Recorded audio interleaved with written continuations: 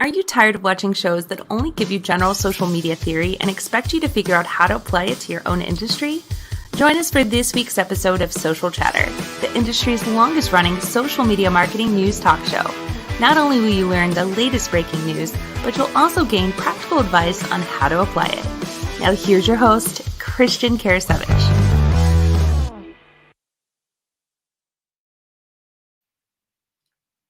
Welcome everyone to episode, gotta look this up, 246 of Social Chatter, your weekly social media marketing news talk show. We've got a great show for you this week. We're going to be discussing a couple of new updates from Pinterest. We've got Pinterest story pens. We're going to be talking about WhatsApp payments that are being rolled out in a handful of countries. We're also going to be discussing Twitter audio tweets and more. So I'm going to be joined by Jim. I'm going to go and bring on Jim Fuhs. Jim, how you doing? Great, Christian. How you doing? Good to see you. Fantastic. Great to see you as well. It's good to be back. Another exciting episode, actually. Who do we have this week on the show? Someone that I think extremely highly of, Mia Voss. She's also known, I think it says Mia on the Go. She's a ball of positive energy, and it's so happy to get to actually meet her in person last year at Social Media Week Lima, and she's got her rescue Frenchie that they come on every Friday on Facebook. It's a lot of fun to watch the dog hop up her stairs as well, and she's a lifestyle and travel vlogger. We met on Google Plus. Mm-hmm. Remember that Google Plus? Yes. And she used to do a lot of shows on that. So Mia was on video before video was cool, I think it's fair to say. Yeah, I will say, Google Plus, I loved Google Plus. It was definitely, it had a lot of utility, but, a lot of people, I think at the time said, well, hey, they already had Facebook, they had Twitter, they had other platforms. Google Plus wasn't really, their jam, I guess you could say it like that. But yeah, we used Google Plus quite a bit back in the day, actually. And it seems funny saying back in the day, and what was that, a few years ago? Not too many, right? That's right. So let's go and bring on Mia, and we'll kick things off. Mia, it's great to have you join us on Social Chatter. How you doing? Hey guys, how are you? Great to see you. Good to see you too. Google Plus. Come on. That was like a bad boyfriend I had to break up with, back in the day. And I loved it. Jim, that's so fun. I feel like, I was feeling country before country was cool. Right. I started doing live streams in 2013. Can you believe? Wow. Yeah. So and it was fun. We were using Hangouts back then, right? Mm-hmm. Like using Hangouts that integrated through YouTube, which was so interesting. And the thing that I love that I wish they would have gotten right was you could set up these events beforehand, just like we do now on Facebook. But this was, 6-7 years ago. And then you could start that chatter, social chatter. See how I did that?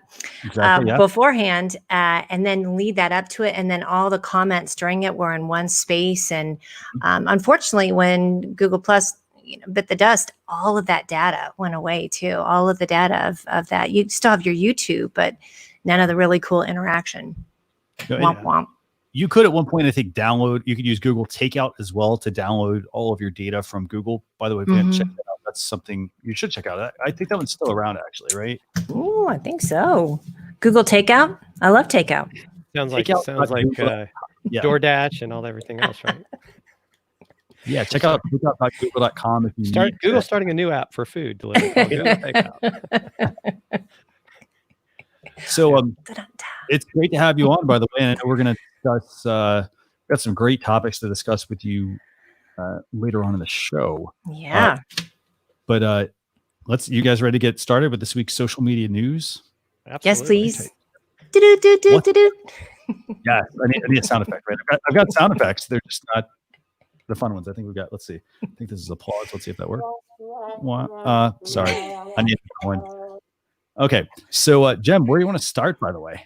So let's start with something that seems to grow every day, which is stories. And Pinterest is actually bringing pin stories. Is that what I hear? Story pins, yes. Yeah, story pins. That means I have to start learning how to do more stories because LinkedIn is also coming. You better get more entertaining, Jim. You got to up your game. Right. We all do. So what are the short content? I mean, well, it looks like they're you actually US creators only, right? So the rest of the world will be upset for now. Mhm. You're able to actually create a pin that is a story about, I guess, a product or something you want to show. And I guess this is going to be another one of those. It disappears after 24 hours. So you better get on it now before it's too late.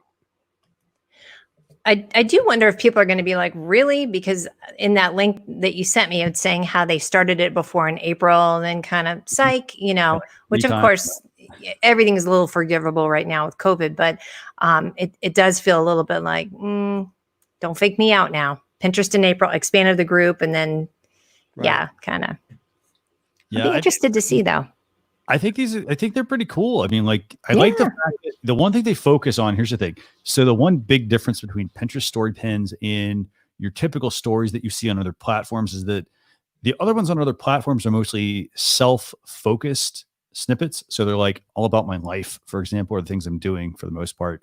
And Pinterest story pins are more a way for people to, in a way, they're almost for people to be able to blog or to create content if they're not using their website for blogging or publishing content, which most people I don't think really do. What do you guys think? I mean, is this a good feature? Would you use this? I mean, obviously you have to, create recipes and crafts and DIY and that sort of stuff. But what do you think, Jim? Well, I think the biggest concern I have, like, I do think the fact that it's got clickable content, that I think is a big plus, because I know that's where people, and a lot of times with Instagram, like, oh, I have to get all these people so I can get that clickable link and get them to go there. I Right. think they've updated that some in the stories aspect. But stories is really, to me, a mindset that you have to really think about this short content. And I think that's where sometimes as a business, I'm thinking I've got enough of a challenge putting out regular content as opposed to thinking about something that's going to be gone in a day. I mean, and that's why I would probably say I don't do it maybe as much as I can. I think that's even in an aspect part of the TikTok phenomenon, right? You go out there and you create these short videos and it's like, oh, I have all these followers and I have all these people like it. But can you really tie it to an outcome as a small business owner that it's like, oh, this is actually driving revenue into my business? So that's where I think it's great from a social aspect. Mhm. But I'm not really sure if it's something that I focus on your content first. And then if this is something that might help, but I don't think you should like, oh, I got to do stories because that's going to make me my next Crazy. $1 million. I'm gonna jump in on that. Look at me. I'm not even gonna wait to be asked. I'm like, ooh, Go ahead. Mr. Carter. Which, by the way, here's my favorite sound effect app. This is called BPU. Ah, Oh, I had to turn my sound down. That's for when I get feisty on my Friday shows, and I just keep that handy to beat myself out in case I say anything crazy. It's By the way, sometimes there's on YouTube.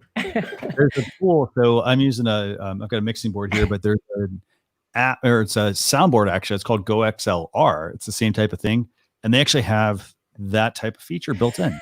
So if you're doing some streaming, you can have it automatically bleep you out, or you can have a button that Wow. does. The networks have could have used that for years, for sure. So, I'm with you on that in the sense of the pressure to create content because we're already stressed out and enough as it is. And then there's also the fact of if you're really rushing into it, you're going to create content that could be tone deaf, right? Because you're kind of, if you're still in the mindset of pre-COVID, you really want to be mindful of that. I would say for Pinterest, I think what would be cool is one of the things that I'm seeing that a lot of online influencers are doing, like Chef Dennis, for instance, he's not doing the travel piece. He's repurposing a lot of his content. And that's what I've done as well with a lot of my travel content, because I have sort of taken that piece out of my description.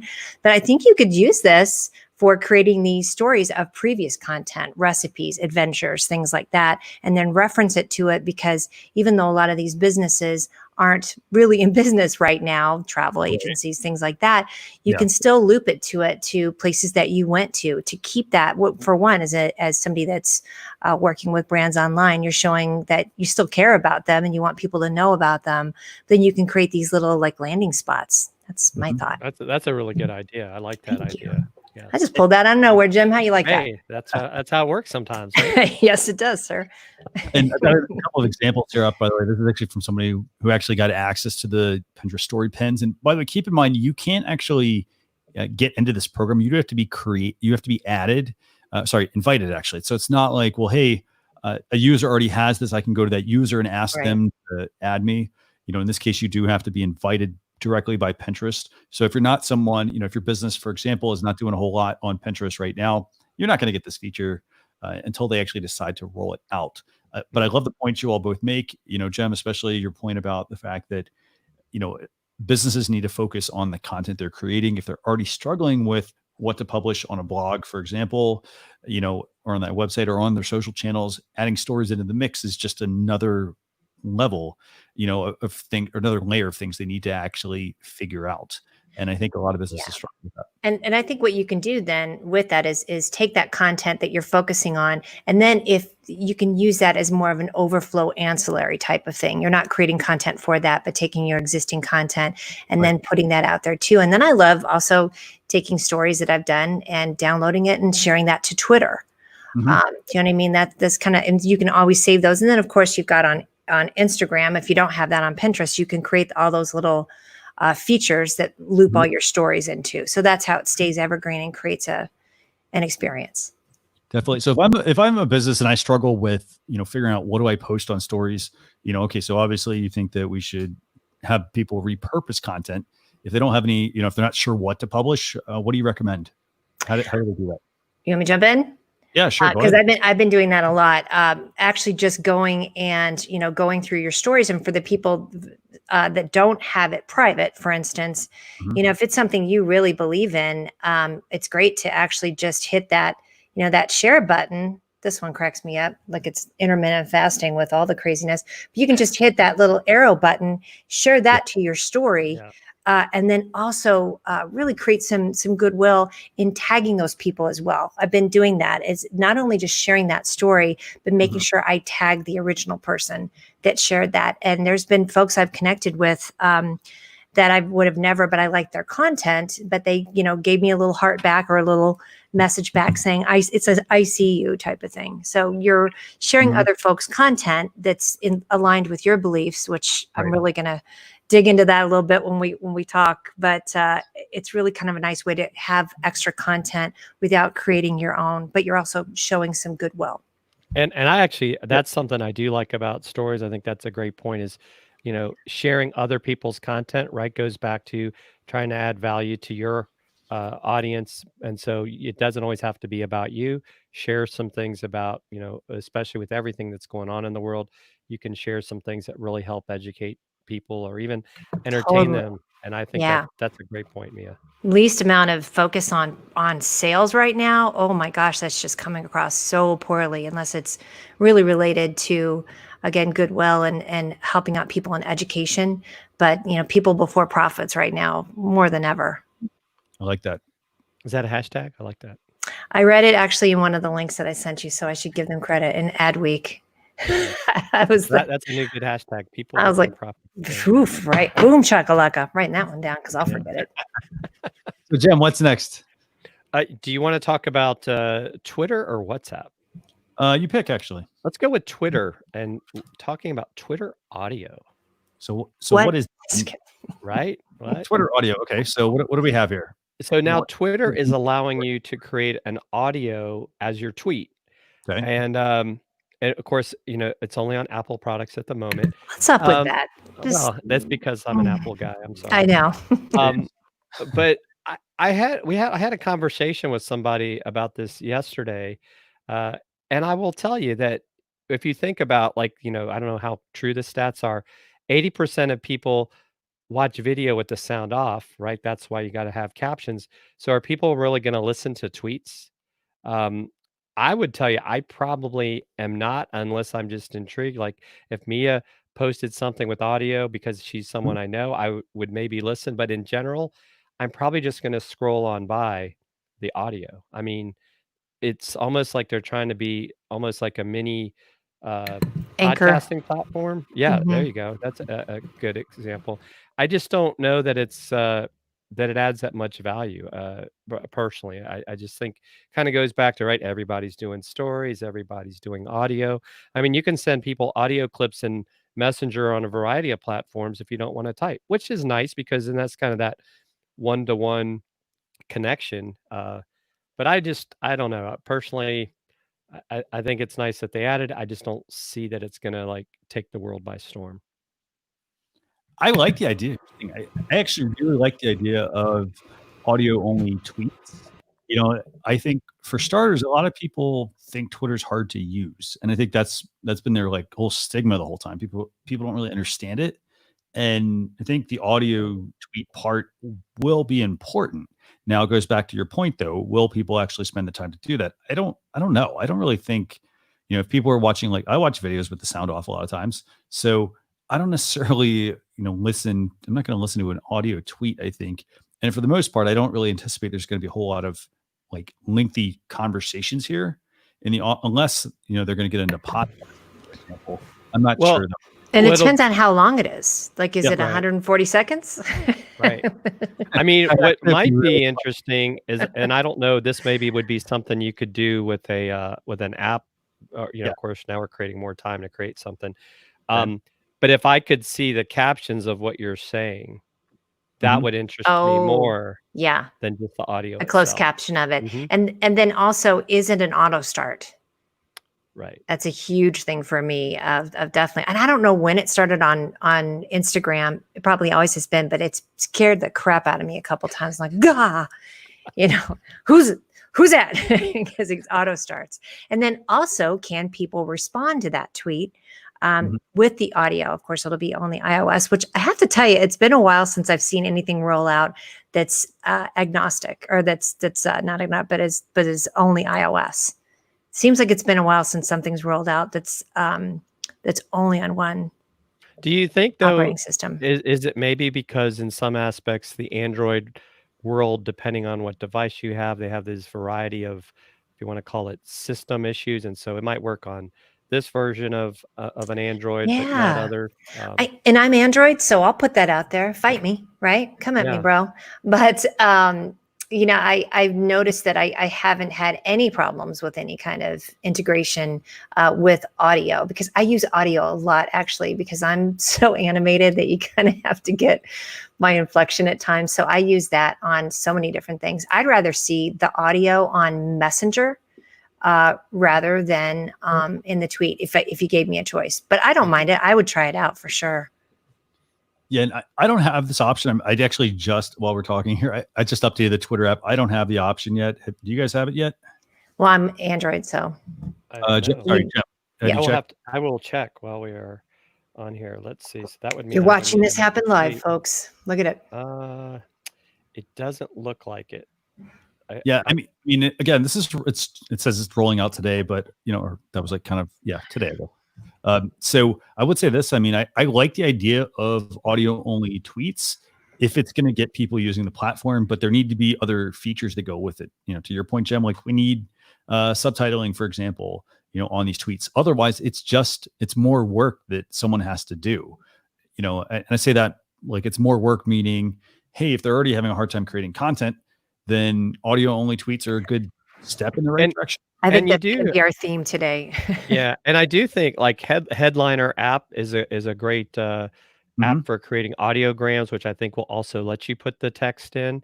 And I think some people are already doing that. So I don't know if this is maybe every once in a while. I don't know what you guys think. I feel like these platforms try to create a way to get rid of third-party tools because they want to keep the revenue to themselves. And agreed. I think that's their diabolical dark side of the Force plan eventually.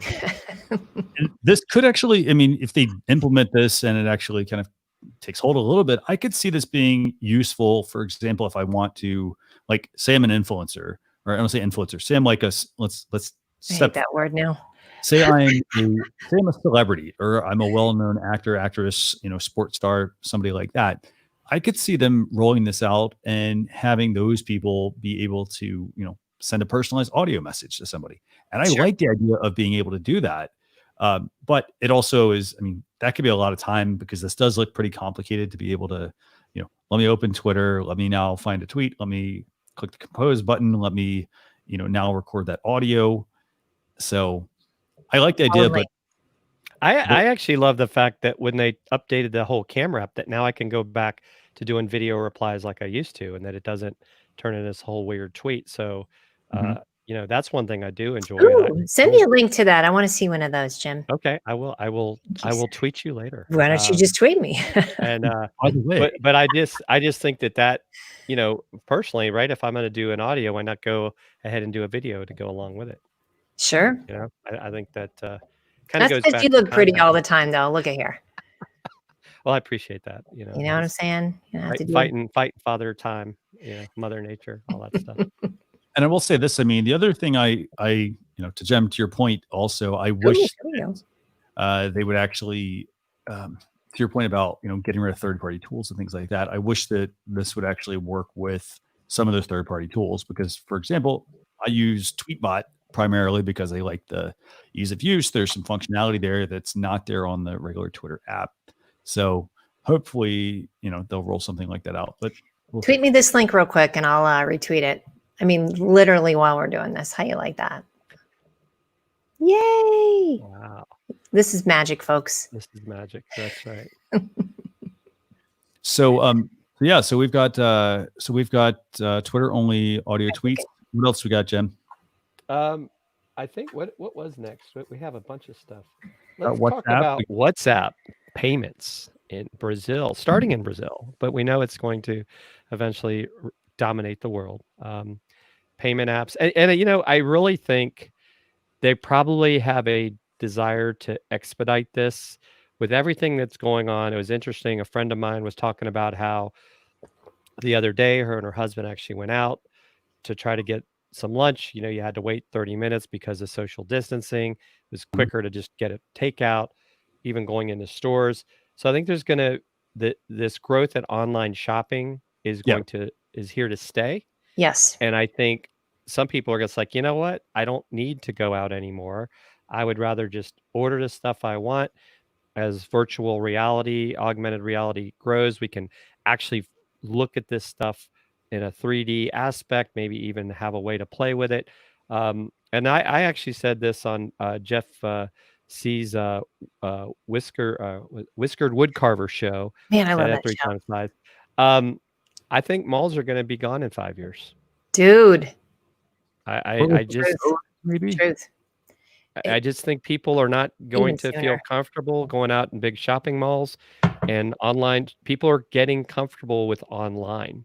I mean, I think we all love still seeing each other, but there's just so many unknowns at this point in our society that, I mean, even though the fact that we're able to do this online in 3 different locations very easily, you got a lot of these businesses saying, hey, we can work remotely. So to be able to have people pay through an app, don't even have to worry about PayPal and all these other things. I think this, and this is international when you're talking about WhatsApp. This kind of goes into that whole Facebook, Instagram, and WhatsApp combining into one.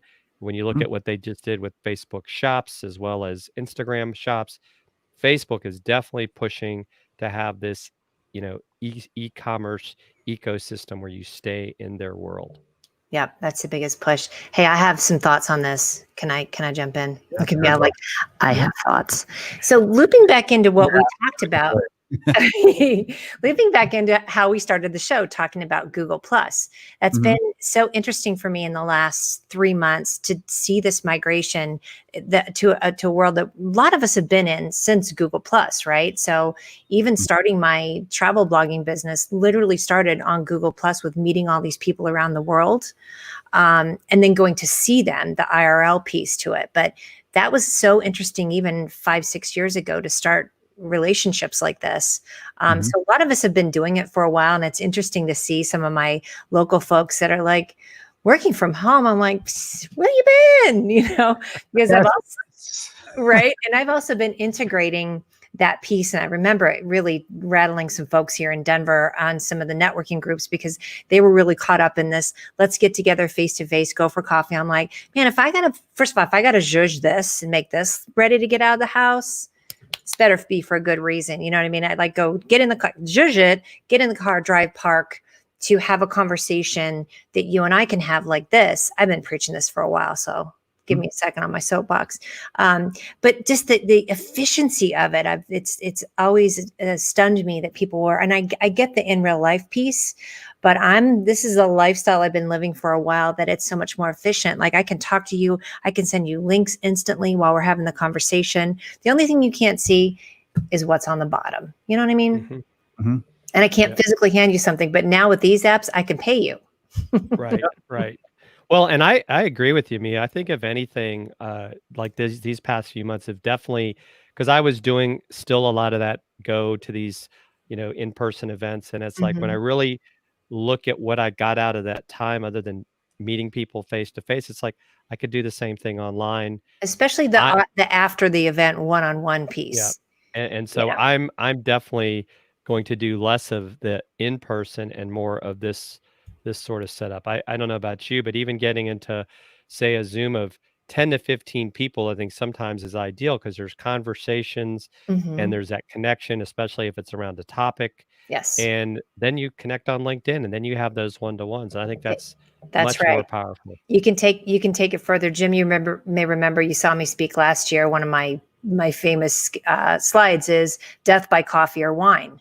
And I've been ranting about that for about 4 years now, of like, is it worth it for you to go to coffee, to go to wine, which, a lot of times if you haven't vetted the people you're talking to, turns into one giant brain pick that you've just sent I love a good brain pick with the people that I want to interact with. So I think there's going to be a lot more of a concerted effort in doing business. Yep. I agree. Absolutely. Definitely, and keep in mind, so here's the thing, like WhatsApp payments, this is only rolled out right now to people in Brazil, for people and small businesses. Really? It's not here at all? I know you said that. Yeah, not there yet, but only, so it's only in those places. If you're a person sending money or making a purchase on WhatsApp, it's free. If you're a business, you're going to pay a processing fee to receive the customer payments. Obviously, that makes sense. And then the bigger picture to this is the fact that so WhatsApp is enabled by Facebook Pay. And so therefore that's kind of why it's all kind of like, tied together like it is. Obviously, we know the bigger picture. Facebook wants to bring together WhatsApp and Instagram and Facebook Messenger and make payments very easy. But it's only the driver here is Facebook Pay. But I think it's a great feature. If I'm a business, here's what I would say. If I'm a business and I'm in the States, for example, and I'm not doing anything with WhatsApp, but hey, I might have some international customers, go set up that WhatsApp business profile. It doesn't take you very long.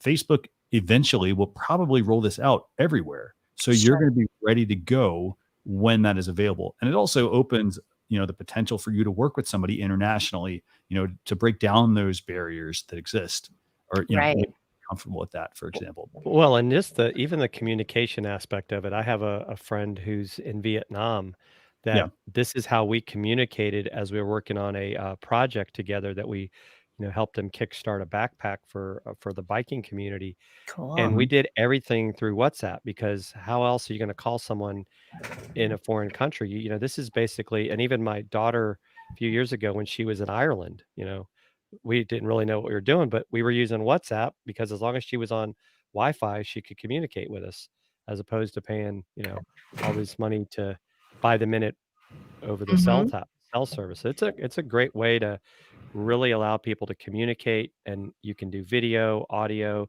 share files, share photos. We did that with my South Africa trip last year. That was coordinated with a company called Hills of Africa that sponsored me to go with a group of travel not bloggers, but travel associates. So they were making sure, like travel agents. But we had all of us on there. It was so cool. So beforehand, we were all across the country, and then folks in South Africa and Zimbabwe. And then as we were traveling, we were communicating with each other, right? When we were in different groups, and we could send photos and share things. And it was, I just can't imagine trying to organize that trip without WhatsApp. Right. And here's the thing, WhatsApp is not that different from Facebook Messenger. No. So if you're using Facebook Messenger, why not go ahead and try and incorporate WhatsApp into your, I'm not saying, well, hey, we need to add more things to use, but why not try to incorporate that into your business? I mean, a lot of people, in the States, you talk about WhatsApp and people are like, oh, well, I don't use it. They say they only use it when they go overseas, for example. But for example, Jem, you and I, we talk on Facebook Messenger regularly. We have phone calls through that. It's same exact functionality as WhatsApp. So I called you this morning on Facebook Messenger, didn't I? And yes, and then in this case, me and I, we chat on, on Facebook Messenger, and it works fantastic. It was great, literally. And obviously, you and I are very far away from each other on different time zones and continents. And I love it that, I had a question about the show and just instantly called you. And isn't that, it just seems unimaginable. But I will say, I love for Facebook Messenger, I love the pay option. I love that I'm donating like crazy lately. And so I get to vet them, and then it goes right through Facebook. Now I have that attached to my PayPal. And then for tax purposes, first of all, I love this outline thing of everybody that I gave money to, but it instantly shows up. So I will say I love that feature. It works fantastic. So I'm excited for this to finally get, roll out to other people across the world. But again, I mean, they start in countries as well, or places at least where, this platform is predominantly used. So, when you contact a business in some of these places, for example, Jem, you mentioned Vietnam, I've been there and like everybody was like, hey, if I have questions on something, it's a WhatsApp conversation. It's not an email conversation. It's not through my website. They have basically, their business is very streamlined to where they don't have to have all that other overhead. So definitely feels like it replaces Google Chat. Oh, I just talked over it. Hi, Sally. What do you think, Jem? I just talked over you. He doesn't know what you said. No, I heard it. I didn't say anything. You were fine, Mia. But because my mother, she's from Peru, and that's how she communicates with all her siblings. They use WhatsApp. In fact, if I want to talk to my mom, I'm better off sending her a WhatsApp message than I am sending a Facebook message or even a text message. That's cool. Doesn't pay attention to it. Right. She clips into that. And as a, now I call it a former travel blogger, because I just don't know when that's going to be happening again. And I just heard yesterday, look at this. Charlie announces to me, he goes, oh, another reason not to fly. They're not going to be serving booze on flights anymore. And I was like this. I said, what? He goes, which part? I go, all of it. What the? That's just wrong. But Charlie says they should serve edibles. Did you hear my peanut gallery down there? I agree. Probably coming soon. I think so. Let's say hi to Ann Wen, who's out there. Hi, Ann. Thanks for joining. So, Jem, what's next? Well, you want to talk about Bitmojis and games, or do we want to talk about VidCon going virtual? We could any of those actually, or we can spend time talking with Mia. Up to you. Well, I like talking with Mia. What do you want to do, Mia? Does either of those jump out at you as something we should talk about? How about the VidCon? Let's chit chat on that. Yes. So what's VidCon for anyone that's watching that doesn't know what VidCon is? Well, VidCon is a huge conference that happens every year for people in the creative space of video, and tons of people that we know go to it. Well, guess what? They've already I was planning on decided, going. Yeah, that and it's actually a very reasonably priced conference. So when I saw how much it was last year, it's like, ooh, this might be something I want to go to. Well, they're going virtual. They've canceled for this year the ability to go in person. But what's great is there's going to have free content available for people. So if you've been making excuses about upping your video game, well, now you don't have an excuse anymore. So I actually registered for this, and not just VidCon, even HubSpot's Inbound is also gone online this year as well. So this is I don't know if I'll say that this is the future. I will say that I think you're going to see all online like this, or like the conference that you and I just spoke in, Christian, the Social Selling Summit that's still going on. Right. But you're going to also have a hybrid, right? People are going to be afraid to go in person, but they still want to get the content. So you're going to have a mix, and definitely something that's having a major impact, not even just in the travel industry, as Mia's talked about, but also in the event space as well. And by the way. And the part that I actually want to highlight here is the fact that this conference, and I haven't ever attended it physically, but it's presented by YouTube. So I don't know if is that normal that they've done that, or is this like, or they get a sponsor for VidCon now? Because I like the fact that they're being. I see that. You're right. I think that's actually a really good move. Content sitting overall, right there already. I mean, yeah, it's available.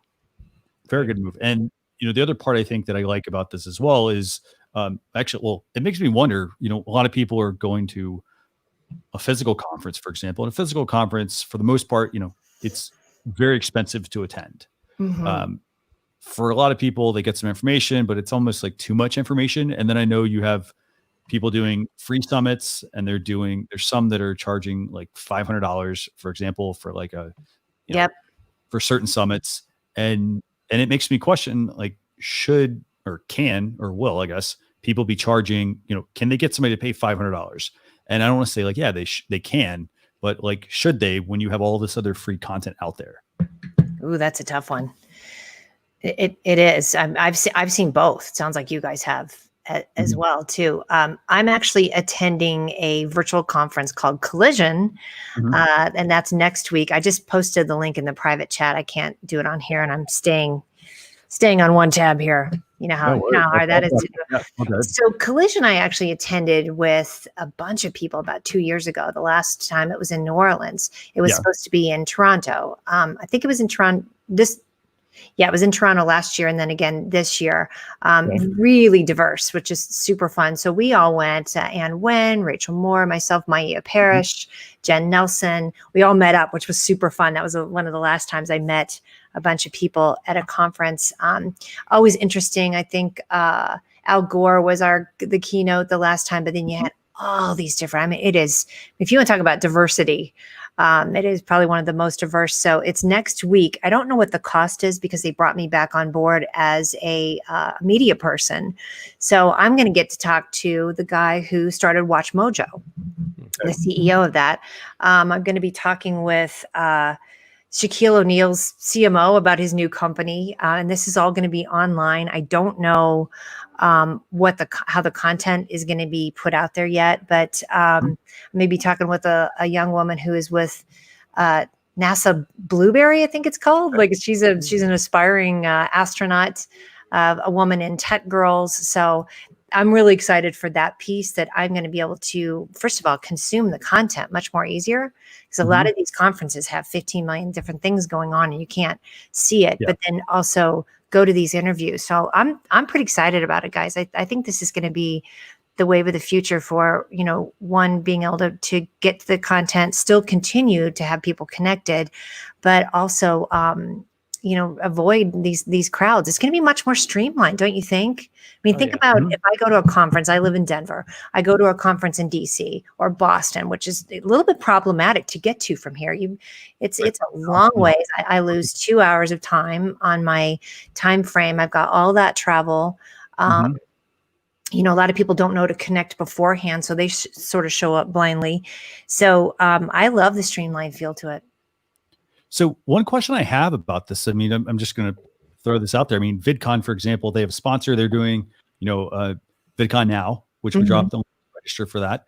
But then you bring up this conference, for example, they're charging $129 a ticket, and looks like they have some pretty fantastic, obviously they work with some really big companies here, some well-known companies. They've got lots and lots and lots of content. So you can drink interviewing Ariana Huffington, the head of the ACLU, Andrew Yang, it's the president of the AMA. So the part, I guess, to me is like, can somebody, like, this is a great price, $130 a ticket, where you then have other people that are charging, $500 or more for much less content or much less quality content. Like, what's the right price? I guess that's that's how do you figure out what the right price would be if somebody wanted to attend one of these conferences? It's definitely a people before profit thing right now, but you also don't want to give things away for free. But I don't know, Jim, what's your thought on that? I'm gonna bounce that to you, son. I think as long as you're able to access the content beyond the event days itself, I think that's a good deal. I mean, when you look at, like you said, the companies, the speakers, everything else, obviously we missed out on the early bird specials. Right. I mean, of course, right? It's funny. People always say, "Oh, there's so many online events. There's just too many." It's like, well, I never heard of this one, right? Sure. And I think sometimes I find it humorous. It's like because we all, in some aspect, have a lot of the same friends in our social circle, so Yeah. we all see it. But if I were to say something to my friends that you don't know, they're like, "Never heard of it. I didn't know there was a social Sure. media, conference here or there, or I've never heard of Inbound." Mhm. And so Right. I think there's plenty to learn, educate. I mean, just the fact, Yeah. I think Shaq's a really cool guy. I'd like to Yeah. see what he has to say. I just told Charlie, he was like, "Wait, what?" Because I got the email, and what's cool is what they do with the media piece is they email you directly as well as that contact. So I got an email back from I let the WatchMojo guy, and now I'm reading his book just to get myself prepared. But I just said, "Hey, here's my style. If there's anything, it's pretty loose and." Kind of goofy. So if you're down for that, and if you have anything specific, of course, I also warn them I'm going to be asking about diversity in their companies. And I will say with these events that you're asking about, Christian, please be aware of how things optically are looking. That's gonna be indicative of what your company is about and what they stand for, of how you have representation. Definitely. And I just saw something like 2 weeks ago of a social media event that they were announcing the speakers early, and it was 5 white men, and many of us were like, "What's that about?" Like, I know it's early, but optically, like, and that's something I've been speaking out pretty vocally and making sure any of the stages that I got on in the past, I'm like, if everybody looks like me, I don't want to be there. Don't ask me. Right. Yeah.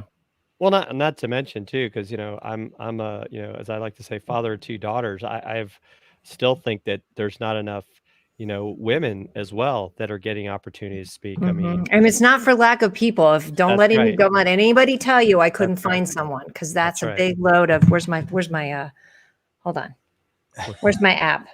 That's a big load of hold on, I gotta turn it up. Ready?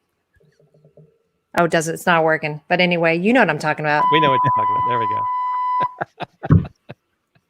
By the way, after the show, I'm gonna have to get a sound pad, Jim. I'm gonna have to get a You sound need effect it. for this. Right. I missed that from Google Plus days when we had the applause. I mean, Yes. Yeah. that was fun. Well, So- that's Oh, definitely you interesting. Like this applause, yes. There we go. Okay. Then you have to go Okay. Eddie's. stand down. So we obviously, we talked a lot about Pinterest story pins. We talked about WhatsApp payments. We talked about Twitter audio tweets. We also talked about the fact that VidCon is launching VidCon now. So what I want to do real quick, we have other topics we're obviously not going to cover because we want to make sure we value everybody's time.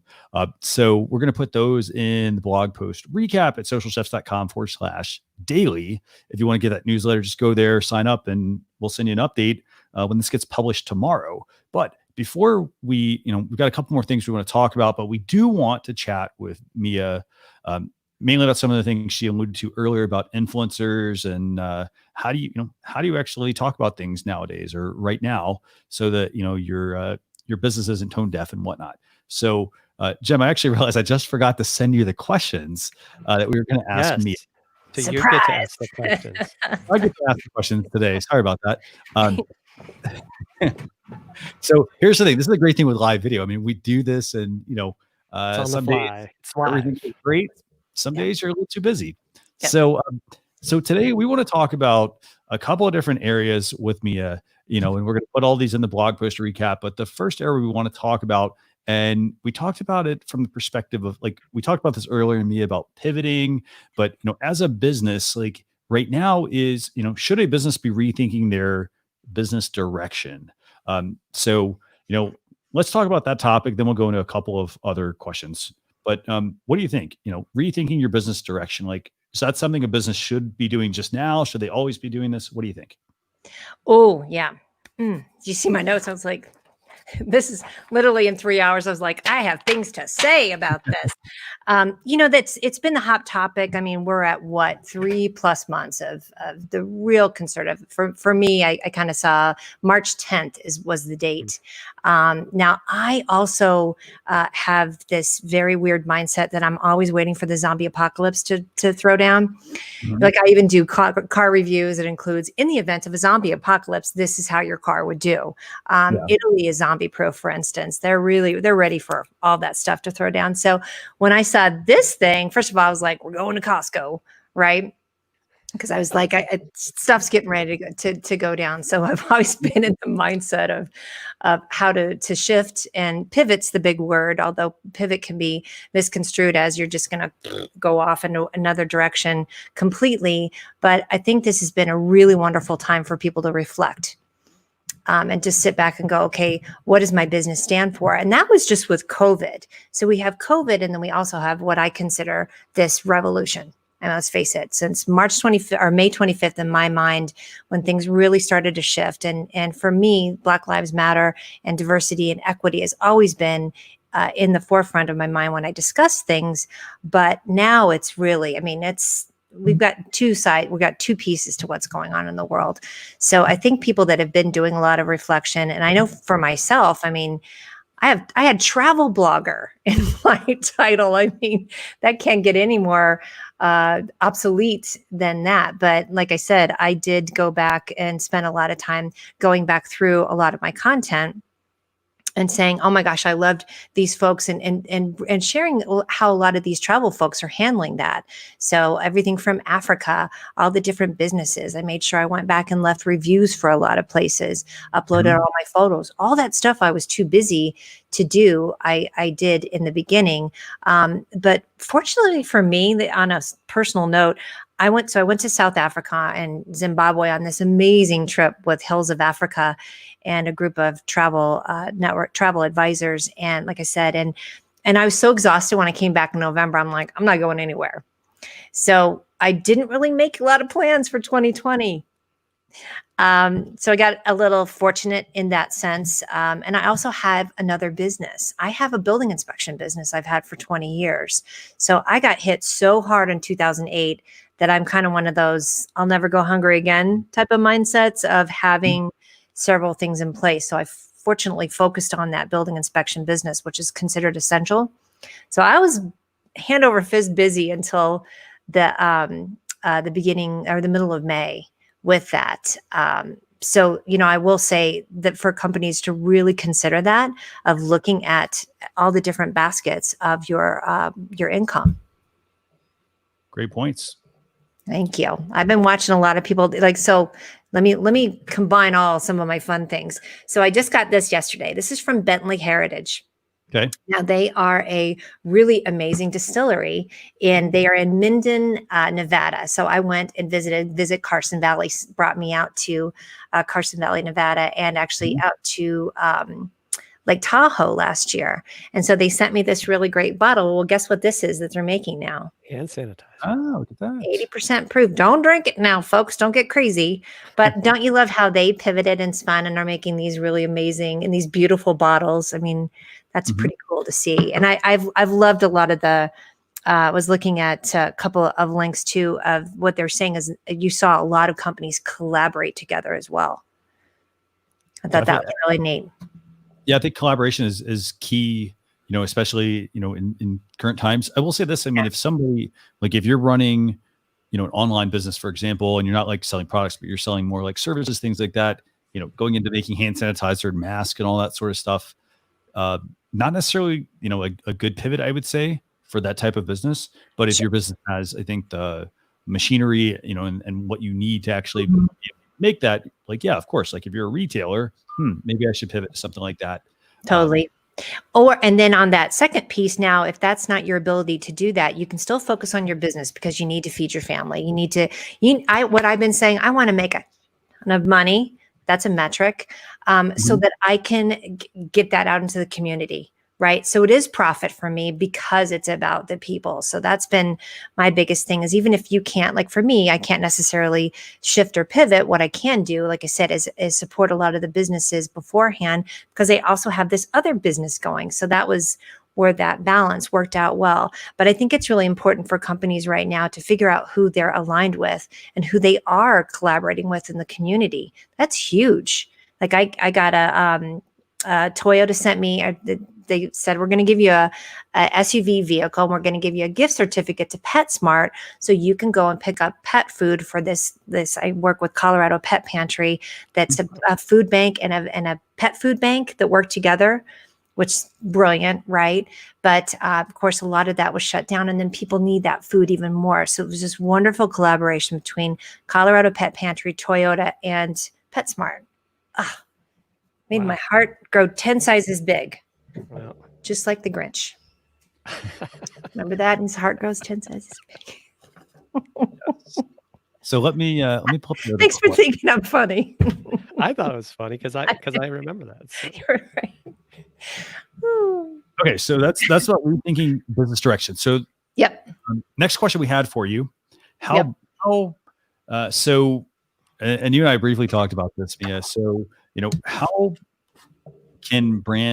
should brands and influencers be online in the current situation? And Jeb, by the way, if you have any examples, feel free to jump in. Dude, I have more what not to do's than I can shake a stick at. I mean, I really was trying to find the who's doing it well, and there's some. And again, we have two pieces to this. We have the COVID piece as well, and then we have the current revolution. How are you going to respond to it? How are you going to come across? And a lot of this is reflective of what work you've been doing up until this point. Because if you're trying to roll in like you're all that in a bag of chips of support for causes and for business, it's going to come across tone deaf. It's a very, very tenuous time right now for people. I know for myself, even being as plugged in and aware as I've been with my business and my community, I still am really reflecting on how I'm coming across. And I've had a lot of conversations with some folks who've come to me, for instance, at a rescue place here in Denver. They were wanting to figure out what to put out there as far as Black Lives Matter. And, one thing I did tell them, I'm like, you are doing so much important work for the community. So just keep doing what you're doing, because that is adding so much. So if it's not, so that, they're going to share stories about what they've done in the community, but not just putting out something blanket, because a lot of brands have been getting called on it. Let me talk to you about that. Here we go. We can talk about influencers and we'll talk about brands. L'Oreal, for instance. So L'Oreal has a wonderful ad that Viola Davis has, who I absolutely adore. She's in How to Get Away with Murder. She's amazing. So it's a great video, but L'Oreal got dragged instantly because people are feeling real free to come out now and say, really? Because you did this. And it's really not in line. So, for instance, L'Oreal fired a Black trans influencer 3 years ago for speaking out very vehemently about the Charlottesville incident. Mm-hmm. I mean, I drop kicked to the trolls. And now she's like, really? Because I got the receipts. So I have to tell you, you got to think long and hard. Ben & Jerry's, of course, has always been on what I consider the right side of history. They just give zero, what's about, don't eat our ice cream. They're basically, which I love. Seth Rogen did Seth Rogen? He did a really great Instagram. And then he spent 5 hours basically telling anyone who responded with All Lives Matter to go themselves. Mm-hmm. Sorry, I really enjoyed that one too. There's Ben & Jerry's Steak-umm. I thought Steak-umm did an awesome job of coming out with a very thoughtful discourse on the COVID crisis in May. And now they have their banner is Steak-umm Bless. That's my new closing for most of my emails. You know what? Steak-umm Bless. Please go look that up. You're going to die. I thought they were amazing. And then for influencers or for actors as well, of course, we were talking about this. Jake Paul is in a buttload of trouble. He's one of the online YouTube influencers because he filmed this break-in in Arizona. And now there's criminal charges against him. Talk about showing your white privilege of thinking you can go rolling in there. And then, of course, his brother Logan got in trouble 2 years ago for such a distasteful video in the Japanese forest of where people go to commit suicide. Y'all remember that business? I do. Yeah. So, I think a lot of this, of course, some of the celebrities did the whole video song of Imagine, and that didn't go over well. And then the celebrities just did another one about speaking out, which I know the NAACP supported, but a lot of folks are like, put your money where your mouth is. If you're going to post, give me all of the links of the places that I can go to. I love that Jimmy Fallon is doing that with all of his guests. When the guests come on, they get to pick who their favorite charity or things they want to support, and there's links to it. That's what it's about right now. Well, and I even think it's fascinating that, Hollywood, since you bring it up, the Oscars has been delayed to next year, but you have a lot of people, talk about like, well, you've had an issue all along with supporting diversity, and now all of a sudden, like, oh, we're going to change our rules. It's like, goes back to your saying, you've come across as very hypocritical for a long time. Oscars has been getting dragged for years about the lack of diversity. I mean, it's been a joke to a lot of people. So now it's like, I mean, don't get me wrong. I think any change, or at least trying to go in that direction. But what I'm going to be paying attention to is definitely who's going in it for the long game. Mm-hmm. Show me what you got. Show me what you're doing. I'm going super local, you guys. I'm figuring out what's going on in my town. We had a terrible story that am sad to say I did not know about. And so I went to a rally that was social distance and very peaceful, but it was a rally nonetheless to ask for accountability for this young man and then for a lot of the things in our town. So that's where I'm headed. Right. And I had no idea, it goes back to what we're taught in history. I had no idea what happened in Tulsa. Oh my gosh. I mean, we have in the Black Wall 20s. Street we didn't know about. The story just came out about Central Park. I think this is going to be a very interesting time, and we're also at a unprecedented is so underused, and I'm so glad we got how far 56 minutes into the show before I said unprecedented, but it's really overused. But I think we are at a time when for instance, with kids, we don't know when they're going back to school. I'm educating myself. I'm immersing myself in a lot of different things. And Central Park, didn't know that was rolled over to make room for something that displaced a lot of folks. Wow. I'm learning, brother. I'm learning. So did we also want to, did you have a video you want to share with any of this? Oh yeah. This was. So I have Schadenfreude. Do y'all know the term Schadenfreude? I do not. The Germans are wonderful at coming up with a lot of phrases, but Schadenfreude is basically kind of really just, I don't want to say enjoying, but observing the downfall of others due to ego. So influencers, pretty much since, oh my gosh, Fire Festival have just been on the down roll. Chef Dennis is one of my favorite people that's in what we would consider the influencer world, but does it right. Me personally, I've also changed. You'll see on my Twitter handle as opinionated blogger and mouthy activist is now my title. And that way people know that are going to work with me. You're going to have to come with the whole package of me, sharing what I believe in. So I think with influencers though, these folks that we'll talk about, there's just no room.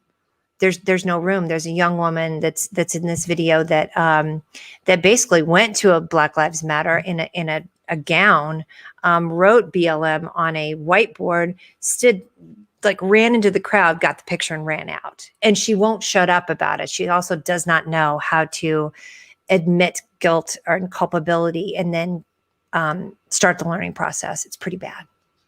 Yeah. Do you want to pull that video up? There's one that's in here. I don't know who this gal is, but this was on the Influencers in the Wild is the group that I follow. So this is we got this from YouTube, but they've been following influencers anyway. It's a little bit of a shaming thing, not a cancel culture, but just to show what this corrects. I can't even look at this. Watch this. Beat it. I'm sorry. I enjoyed that so much. And these is just more showing influencers what they're trying. I can't with that one. That one cracked me up too. I think if you fast forward just a little bit, you'll see the video of the gal that was doing there's another one, getting in the middle of the street to, to talk about these different things. So, I think talk about pivoting and shifting. People are really going to have to figure out a way to do business that, isn't going to really alienate folks. A lot of influencers have gone on. Here's another one. Here she comes. Have gone on and done. Here, look at this. Look at this hot mess here. Bless, stake and bless this chick, because she ain't never going to be right after this. I mean, they have, and I feel badly. She's getting dragged. Here's the other problem, you guys, too, is that females are dragged so much more brutally than males are. Just as an overall thing. Now, this one deserved it, but I will say traditionally, people go after females a lot more. So I'm very careful in what I share in that of it. There's a lot of people that go after looks and things like that. But for that gal, it's like, oh, just stop. And what I loved about the rally that I went to a couple weeks ago, there were very few people. Nobody was doing this, right? Right. I saw very few phones out. I just saw solidarity. I saw people listening to the message. I haven't seen that in a group gathering in a long time. Yeah, it has been quite a while. I will agree with that. So the third question we had for you, by the way, real quick, we were going to talk about. Find the question. So we're going to talk about how you can safely navigate posts, comments on social media. And this is, I think, an important thing because a lot of people, they see this and I think they wonder, well, should I actually say something? Should I, should I keep my views to myself? So what's your take on this? Woo! I also have things to say on this, and mainly because I've had to check myself, folks. I mean, because I do a lot of homework. I'm very staunch on what my views are, in the sense of I've sat with my values, done a lot of meditating in this downtime, and said, okay, what's important to me? But you have to balance it, because one, of your sanity. I mean, I saw. I know he wouldn't mind it because he put it out. Jason Weiser did a post the other day about traits on a certain politician. I mean, and it was a show. I was like, ping, ping, ping, ping, ping. I mean, I had the popcorn out. And I saw some folks that were answering, but I also could tell, like, you have to balance, like, if you are going to change the mind, if you're going to protect, and you have to protect your own mindset, because after a couple different comments, when people are just posting links to their favorite little, however you believe politically, because I don't think this is political. This is about life. Everybody says, don't be political. This is about what's going on in the world and what the big changes are. So, but I think getting into arguments are really tough, and it's going to be a slippery slope. I screenshot everything now. If I see something feisty, I screenshot it, especially my rule of thumb is, and I've had to apply it to myself. I do not go rolling into conversations as infuriated as I get. If I'll say rarely, if I'm not being addressed, because it's just, you can just right over the edge. But if somebody comments to me, okay, let's see how you do. But I did have a friend message me yesterday who has a wonderful kindness movement, and that's her brand. She's a much, like, just so not feisty like I am, and messaged and said, what should I do with this? Because this comment devolved into this horrible argument, and the woman wouldn't stop. She was very kind in answering. The woman wouldn't stop. And then I got in there and said, hey, now you're being mean. And I've screenshotted all of this. And my friend came in and said, this is not my brand. I'm deleting it. So feel free to delete. Feel free to block, folks. That's me. I mean, there's some folks who are just not going to change their mind. You don't want to live in a silo. You don't want to have everybody agreeing with you. But I think getting into arguments, especially for your business, be very careful.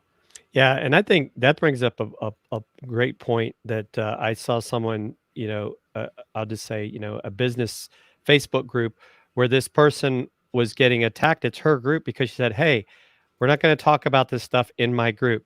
It basically, maybe it's the way she said, like, if you want to talk about it on your own pages or whatever, but this is a business group. And these people are like, well, I'm never working with that person again because she did that. It's like, well, is that really what the group was set up for? And I think it's kind of a fine line. It's like, look, it is. I don't think it's fair to her that these people want to attack her because she didn't want to have the conversation in her group. Because sometimes, like you said, with religion and politics, right? If I listen to Mhm. Ryan Fullen, it's not necessarily something, like I like that, right? The joke is like, when was the last time you changed somebody's mind on Facebook, right? So you're just going to run into this unending Happy diatribe. with you. You do. And it right now, the but what aboutism, I call it, on both sides. Mhm. And so I shut it down. I just did a post this morning about a new ruling from the Supreme Court, and I had a relative that came rolling in with some kind of BS, and I was like, I don't even want to know. I don't care. It's my page. This is not this is not free speech over here. Mhm. In the sense of, if I'm very specific about what it is I'm putting out there, I don't want it to devolve into your, but what about all Right. this? Right. Yeah. So, Like so even I, if you I'm even if okay you with shared even if you shared the ruling, it doesn't mean that I'm asking for your opinion. I'm just like, that. hey, the Supreme Court, ruled in Yes. favor of DACA. I almost thought about posting it, right? Do I want to get into the conversation of, Mhm. look, we're actually seeing checks and balances at work. The Yeah. Supreme Court has had two rulings in the last 2 days that Right. maybe people didn't expect, but This they're great.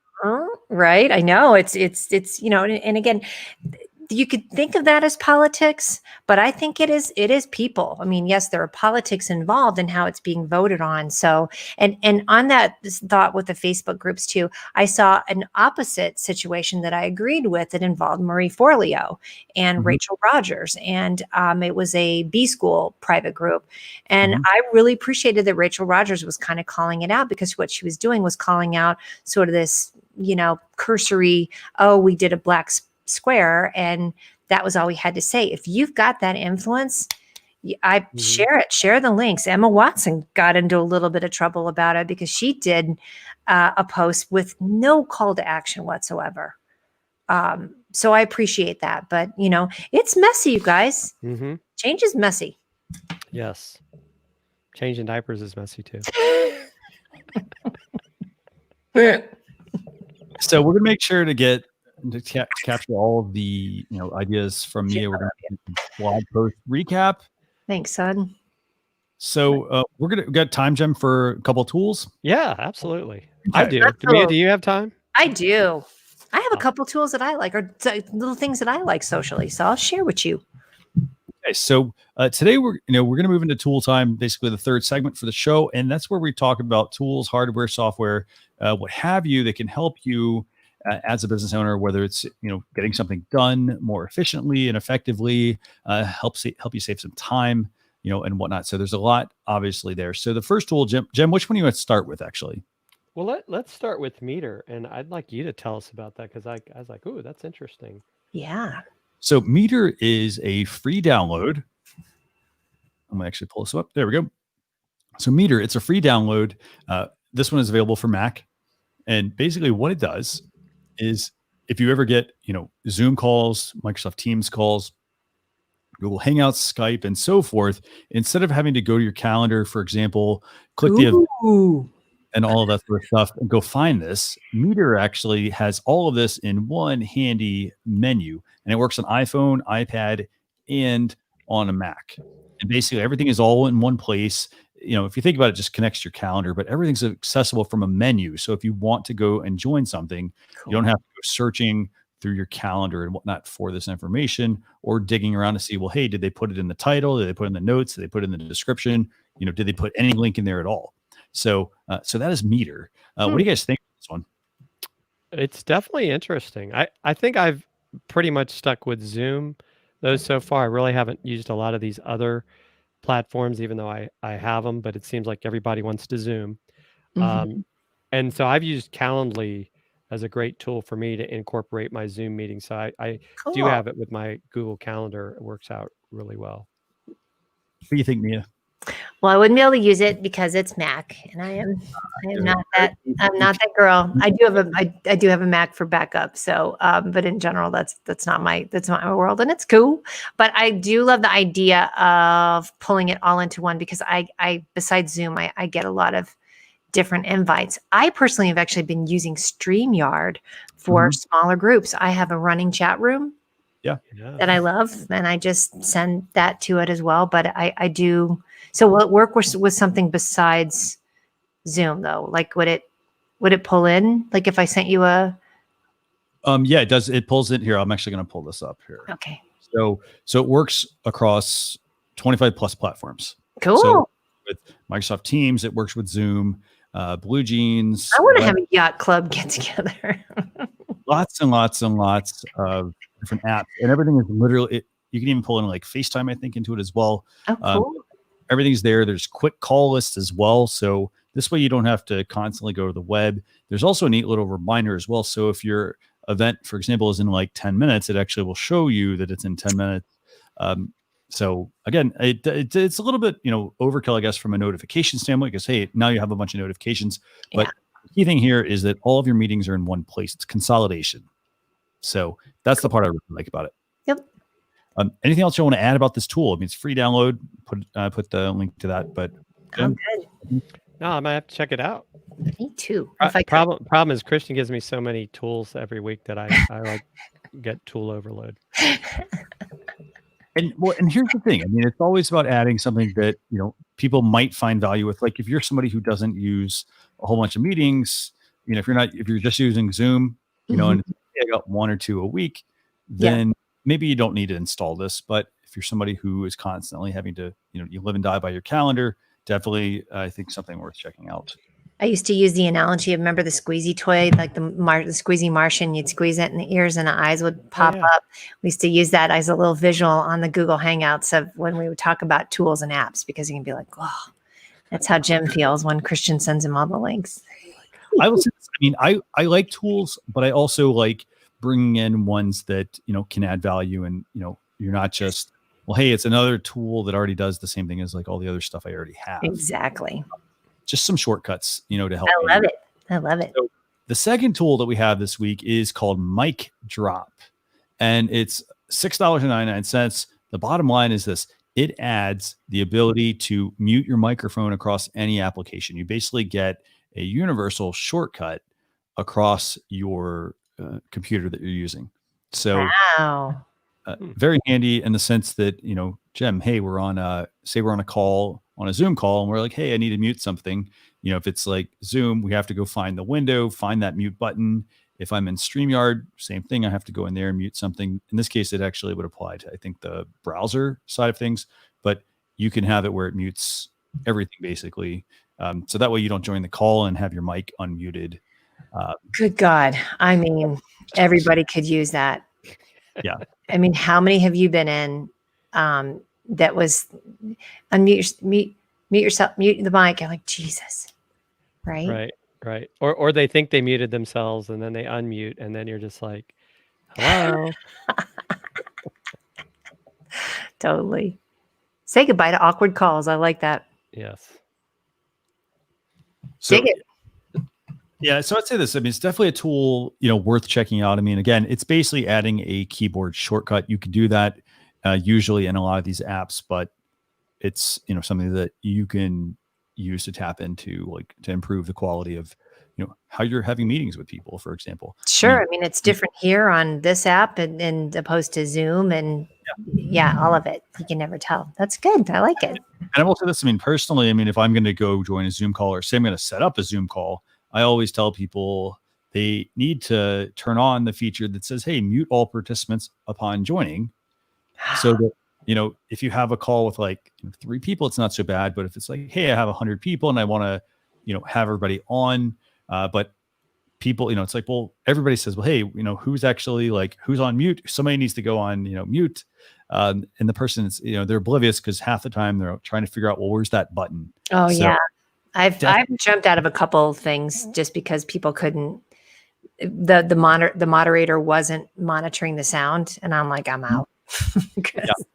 You got to get yourself together. So those are the tools we have for you this week on Social Chatter. I'm going to go and start to wrap things up here. Actually, I want to thank everybody for joining. Just a couple of quick notes here. If you want to get the blog post with all of the notes and all the links and all the topics and whatnot, go to socialchefs.com/SC246. There's also a podcast and Alexa flash briefing version of this as well. If you want to get that, I've got the links here at the bottom for those of you watching the video. Now, in addition to that, Mia, what's the best place for people to get in touch with you if they have any questions or want to connect with you? At Mia Voss on the Go is where I am across the board. My website is Mia on the Go, but Mia on the Go was taking on some other ones. So at Mia Voss on the Go is the best way to reach me. I'm on all the platforms. Two things that I love, by the way, are Skim. The Skim is where I get my news every morning, and Morning Brew. What's I love Morning Brew is also something that just pulls together a lot of news stories for you, kind of like sort of like a Flipboard, but it comes in an email, and then I can fall down little rabbit holes as needed. Fantastic. And Jim, what's the best place for people to get in touch with you as well? Well, I'm on Twitter all the time at Fusion Marketing, and also on LinkedIn. Just follow me, Jim Fuhs. I mean, I'm on the other platforms, but those are probably my two favorite right now. Subject to change based on what I see. Twitter, Facebook I'm digging, brother. I'm with you. I mean, because I will just say real quickly, those people that say, "Oh, Twitter's a cesspool," create some list, and you don't have to look at all the cess. Absolutely. It's when then you can go find the cess if you want to follow a hashtag. Yes. Other than that, I agree with you on that. Yep. And Twitter lists, I mean, they're an untapped potential. I mean, a lot of people, they don't take the time to set them up. Very easy, very useful. They save you a lot of time. As Jen mentioned, you don't have to go through and look through all the tweets. You can easily create small groups. Yep. Instead of like, hey, I got thousands of people in one little list, make small ones. And then that way I can easily, jump from, list to list and don't have to spend a lot of time trying to find tweets and whatnot from certain people. So amen. Do it for Social Chatter episode 246. Keep in mind, we're going to be joined next Thursday. That is, let's say 6:25. Make sure I have the right date here. 11:30 a.m. Eastern Standard Time with Scott Ayers from Agora Pulse. We've had him on actually quite a few over the last couple of months. Has he become your new best friend? BFF. I love Agora. I call it Agoraphobia Pulse. I love Agora Pulse. I just won a free year. You did? Yes. Dude, you better get ready to rumble. It's amazing. It's the it was in their little their thing they did this week, and I already was subscribing, and I got a free year of the large plan. I'm excited. Nice. It's a great tool, great platform. Yeah, it's large, and I get a backpack. I can't wait for my backpack. I'll have to unbox it on YouTube. I get a backpack. Oh, that's awesome. I got to ask I don't know where I'll go with the backpack at this point, right? I haven't bought any new shoes lately. Nobody cares. Right. So that's going to do it for Social Chatter episode 200. Joining us, and we'll have the blog post recap going out tomorrow. But it has been fantastic having you on, Mia, and as usual. So we will see you all next Thursday, 11:30 a.m. Eastern Standard Time, youtube.com/socialchefs, facebook.com/socialchefs. Thanks a lot for watching. Bye.